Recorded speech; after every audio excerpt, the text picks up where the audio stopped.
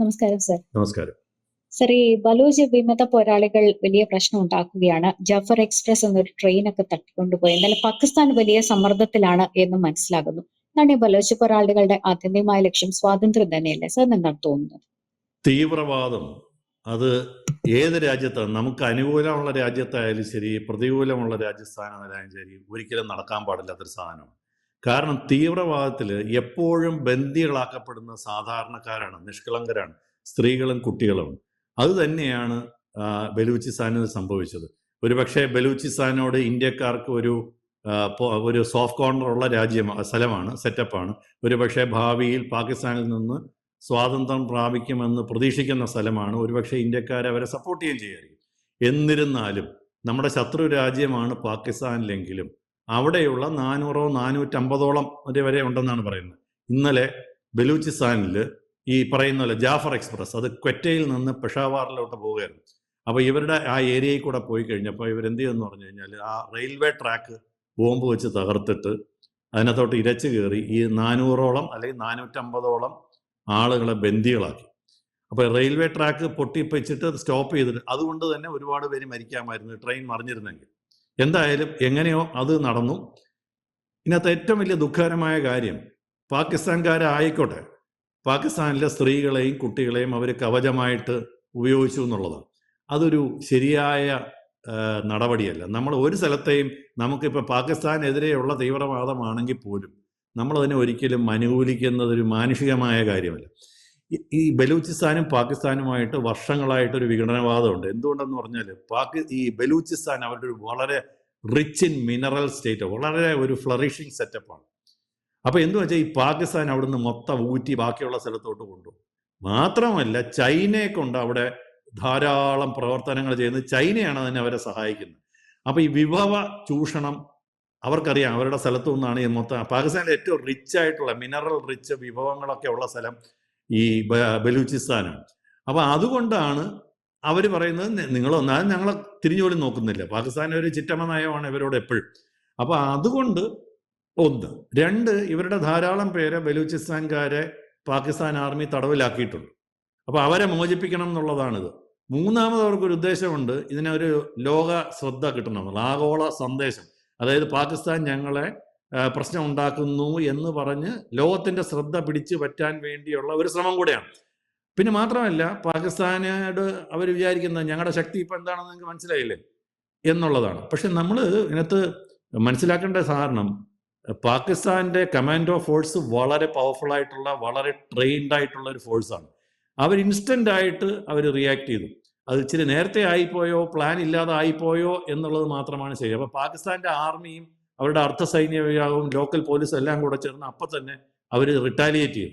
ഒരു well planned അല്ലായിരുന്നു എന്ന് വേണം നമുക്ക് കരുതാൻ. 155 യാത്രക്കാരെ രക്ഷപ്പെടുത്തി.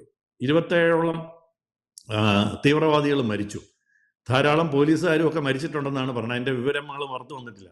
പക്ഷേ ഇതിൻ്റെ ഒരു പ്രശ്നം, ആ സ്ഥലം അപ്പോഴും അതിനകത്ത് എനിക്കൊന്ന് 214ഓളം പേര് ഇപ്പോഴും തീവ്രവാദികൾ ആ ട്രെയിനിനകത്ത് തന്നെ ഉണ്ട്.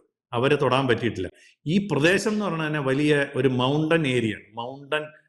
അതായത് ഒരു മലകളുടെ ഇടയിൽ കൂടെ പോയപ്പോഴാണ് ഇത് ചെയ്തത്. അപ്പോൾ അതുകൊണ്ട് എന്ത് പറ്റുമെന്ന് കഴിഞ്ഞാൽ, നമുക്ക് സാധാരണ ഒരു സ്ഥലത്ത് ചെയ്യുന്ന പോലെ ഒരു പ്രോപ്പറായിട്ടൊരു കമാൻഡോ ഓപ്പറേഷനോ സൈനിക ഇടപെടലിനോ ഒക്കെ ചെറിയ ബുദ്ധിമുട്ടുള്ള സ്ഥലമാണ്. മാത്രമല്ല അവരുടെ ചുറ്റിനും നിൽക്കുന്നത് ബോംബുകളൊക്കെ ദേഹത്ത് വെച്ച് കെട്ടി, സ്ഫോടക വസ്തുക്കളൊക്കെ അവരുടെ ചുറ്റും വെച്ച് കെട്ടി ആണ്. ഈ കമാൻഡോ ഓപ്പറേഷനിൽ ഒരു വളരെ പ്രധാനപ്പെട്ട പരിപാടി ഒരു എലിമെന്റ് ഓഫ് സർപ്രൈസ് എന്ന് പറയും. ഒറ്റയടിക്ക് പരിപാടി കഴിയണം. ഇതിനകത്ത് അവിടെ പാകിസ്ഥാൻ സൈന്യം പരാജയപ്പെട്ടു എന്ന് വേണം കരുതാൻ. കാര്യം എന്ന് പറഞ്ഞാൽ ആദ്യത്തെ അടിയിൽ അപ്പോഴത്തെ ഇടയിൽ പിന്നെയും ഉണ്ട് 217 പേര് അവരുടെ ഇടയിൽ. ഇതിനിപ്പോൾ പ്രശ്നം എന്ന് പറഞ്ഞാൽ ഇനിയിപ്പോൾ ആ സർപ്രൈസിന്റെ എലിമെന്റ് പോയി. ഇനി അവരെ അടുത്തൊരു പരിപാടി ചെയ്യുകയാണെങ്കിൽ അവരെന്തായാലും ചാവാ റെഡിയായിട്ട് നിൽക്കുക. അവർ ബോംബൊക്കെ പോലും പൊട്ടിച്ച് അവരെല്ലാവരും കൂടെ മരിച്ച പാവങ്ങളെ വീണ്ടും ഈ അവരുടെ കയ്യിലുള്ള 217 പേര് മരിക്കാനുള്ള ഒരു വലിയ സാധ്യത നമ്മൾ മുന്നിൽ കാണുന്നു. കാര്യം ഓൾറെഡി ആ എലിമെന്റ് ഓഫ് സർപ്രൈസ് പോയി. ശരിക്കും പറഞ്ഞാൽ ഒരു നെഗോഷിയേറ്റ് ചെയ്ത് ആ പാവങ്ങളെ എങ്ങനെയെങ്കിലും അവിടുന്ന് നിരപരാധികളായിട്ടുള്ള മനുഷ്യരെ പുറത്ത് വരുന്നതാണ് ഏറ്റവും നല്ലത്. ചർച്ചകൾ തുടരുമായിരിക്കുമെന്ന് നമുക്ക് പ്രതീക്ഷിക്കാം. ഇതിനകത്ത് നമുക്കും ഒരു ചെറിയ ഇത് പാകിസ്ഥാനിലാണ് നടക്കുന്നതൊക്കെ ഉണ്ട്. രണ്ട് പ്രശ്നങ്ങൾ നമ്മൾ മുന്നിൽ കാണണം. ഒന്ന്, ഈ പേരും പറഞ്ഞ് ഇനി പാകിസ്ഥാൻ ആർമി ബലൂചിസ്ഥാനിൽ കയറി നിരങ്ങും. ഈ തീവ്രവാദത്തിന് നമ്മൾ സങ്കല്പിക്കാത്ത പലരും, ഈ തീവ്രവാദ പ്രവർത്തനം നടത്തുന്നവർ പ്രതീക്ഷിക്കാത്ത ഒരു ഇതുണ്ട്. അവർക്കൊരു ഓപ്പർച്യൂണിറ്റിയാണ്. ഇപ്പൊ ഇസ്രായേൽ പറയുന്നത് അവർ ഞങ്ങളെ അടിച്ചത് നന്നായി, അതുകൊണ്ട് ഗാസ നിരപ്പാക്കി. അപ്പൊ അവർക്കൊരു ഓപ്പർച്യൂണിറ്റിക്ക് വേണ്ടി നോക്കി. നമ്മുടെ ഇവിടെ തന്നെ ഓരോ പ്രശ്നങ്ങൾ ഉണ്ടാകുമ്പോഴാണ്, ഇപ്പൊ തന്നെ കണ്ടില്ലേ പല പല പല പ്രശ്നങ്ങൾ, ഒരെണ്ണത്തിന് അതിനേക്കാളും വലിയൊരു ആക്ഷൻ വരും. ഇത് സർക്കാരിന്റെ കയ്യിൽ നിന്ന് വലിയ സ്ട്രോങ്ങർ ആക്ഷൻ പലപ്പോഴും വേണ്ടെന്ന് വെക്കുന്നത് കൊണ്ടാണ്, ആളുകളെ വെറുതെ ആന്റഗണൈസ് ചെയ്യേണ്ട എന്ന് വെക്കുന്നത് കൊണ്ടാണ് സർക്കാർ പലപ്പോഴും ഒരു സ്ട്രോങ്ങർ ആക്ഷനിലോട്ട് പോകാത്തത്. ഈ സ്ട്രോങ്ങർ ആക്ഷൻ ഒന്നും സർക്കാരിന് ഒരു പ്രശ്നമില്ല. പ്രത്യേകിച്ച് രാജ്യ സുരക്ഷയ്ക്ക് വേണ്ടി ഏത് ലെവലിലും അവർക്ക് ആക്ട് ചെയ്യാൻ പറ്റുമെന്നുള്ള നമ്മുടെ നാട്ടിലുള്ള തീവ്രവാദികൾക്ക് പറഞ്ഞുകൂടാ, പല രാജ്യങ്ങളിലെ തീവ്രവാദികൾ. അതുകൊണ്ട് ഇപ്പൊ എനിക്കിതൊരു സംഭവിക്കാൻ പോണതിന്റെ ഒരു പ്രതികാര നടപടിയായിട്ട് പാകിസ്ഥാൻ പട്ടാളം മിക്കവാറും ഈ ബലൂചിസ്ഥാനിൽ കയറി നിരങ്ങും. അവിടുത്തെ സ്ത്രീകൾക്കും കുട്ടികൾക്കും സാധാരണക്കാർക്കും ഒക്കെ വലിയ പ്രശ്നങ്ങൾ ഉണ്ടാകാനുള്ള സാധ്യതയുണ്ട്. കാരണം അത് പ്രൊട്ടക്ട് ചെയ്യേണ്ട പാകിസ്ഥാന്റെ വലിയൊരു ആവശ്യമാണ്. ചൈനയുടെ ഒരുപാട് ഇൻട്രസ്റ്റ് ഈ ബലൂചിസ്ഥാനിലുണ്ട്. ചൈനയുടെ ഒരുപാട് ആക്ടിവിറ്റീസ് അവിടെ ഉണ്ട്.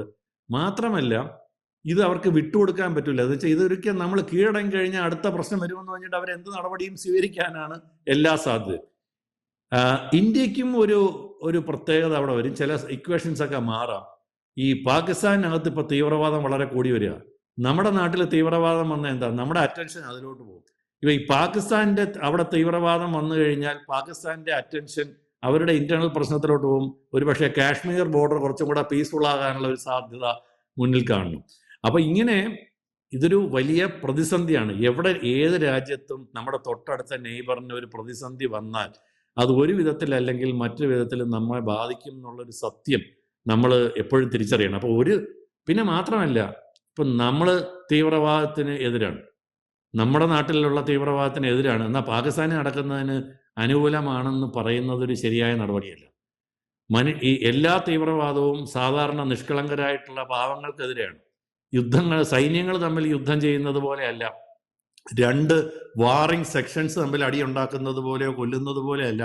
സാധാരണ കുട്ടികളെയും സ്ത്രീകളെയും പ്രത്യേകിച്ച് വെച്ചിട്ട് ഇത് എല്ലാ സ്ഥലത്തും ഉണ്ട്. ഇപ്പം നമ്മൾ നോക്കുകയാണെങ്കിൽ ഗാസയിലുണ്ടായിരുന്നു, പല സ്ഥലങ്ങളിലും സ്ത്രീകളെയും കുട്ടികളെയുമാണ് ഇങ്ങനെ കവചമാക്കി വെക്കുന്നത്. ഒന്നുകിൽ അവരുടെ തന്നെ മറ്റവരുടെ ആളുകളെ പിടിച്ചുകൊണ്ട് പോയിട്ട് ഇവരുടെ തന്നെ ചുറ്റിനും വയ്ക്കും, അല്ലെങ്കിൽ സ്വന്തം ഇപ്പം ആശുപത്രിയിൽ അവർ ഒളിച്ചിരിക്കുന്നതിനകത്ത് റിലവൻസ് എന്താ, ആശുപത്രി പൊതുവെ ആക്രമിക്കൂല എന്നൊരു സങ്കല്പം. പക്ഷെ അതൊക്കെ ഒരു ലെവല് വരെ ഉള്ളൂ. കുറച്ച് കഴിയുമ്പോഴത്തേക്ക് ഇതെല്ലാം മാറും. അപ്പൊ നമ്മൾ തന്നെ ഈ വടി കൊടുത്ത് അടി മേടിക്കുന്ന ഒരു പ്രശ്നമാണ് ബലൂചിസ്ഥാനിൽ മിക്കവാറും അത് സംഭവിക്കാനുള്ള എല്ലാ സാധ്യതകളും ഉണ്ട്. തീവ്രവാദത്തിനെ നമ്മൾ ആരും ഒരിക്കലും ഇപ്പൊ ഇന്ത്യക്കകത്ത് കിടക്കുന്നതായാലും ഇന്ത്യക്ക് പുറത്ത് നടക്കുന്ന പാകിസ്ഥാനിൽ നടക്കുന്ന തീവ്രവാദമായാൽ പോലും നമ്മൾ അത് അംഗീകരിക്കാൻ പാടില്ലാത്തതാണ്. അത് അവസാനം എല്ലാവർക്കും ദോഷമേ ചെയ്യും എന്നുള്ളതാണ് എൻ്റെ അഭിപ്രായം. ഇത് മാത്രമല്ല, ഇപ്പൊ ഈ പ്രോഗ്രാം ഒരു ഇവോൾവിങ് സ്റ്റോറിയാണ്. നമ്മളിപ്പോ പറയുന്ന ഇതുവരെയുള്ള വിവരം വെച്ചിട്ടാണ്. ഈ പ്രോഗ്രാം യൂട്യൂബിൽ പ്രോബ്ലി 2-3 മണിക്കൂർ കഴിഞ്ഞ് വരുമ്പോഴത്തേക്ക് ഇതെല്ലാം മാറിപ്പോകാനുള്ള സാധ്യതയുണ്ട്. വേറെ വിവരങ്ങൾ വരാം. എന്തായാലും തൽക്കാലത്തെ സാഹചര്യം ഒരു ഇവോൾവിങ് സ്റ്റോറിയാണ്. അതിനകത്ത് ഇപ്പോഴും ബന്ദികളുടെ പിടിയിലുണ്ട്. ഒരു പക്ഷേ വീണ്ടും ഒരു തുടർ ആക്രമണം പാകിസ്ഥാൻ ആർമി നടത്തിയേക്കാം, ചർച്ചകൾ നടന്നേക്കാം. എന്തായാലും ഇതൊരു ഇനിയെങ്കിലും ശുഭപര്യാവസ്ഥയായി അവസാനിക്കുമെന്ന് നമുക്ക് പ്രതീക്ഷിക്കാം എന്നുള്ളതാണ് ഇപ്പൊ തൽക്കാലം പറയാൻ.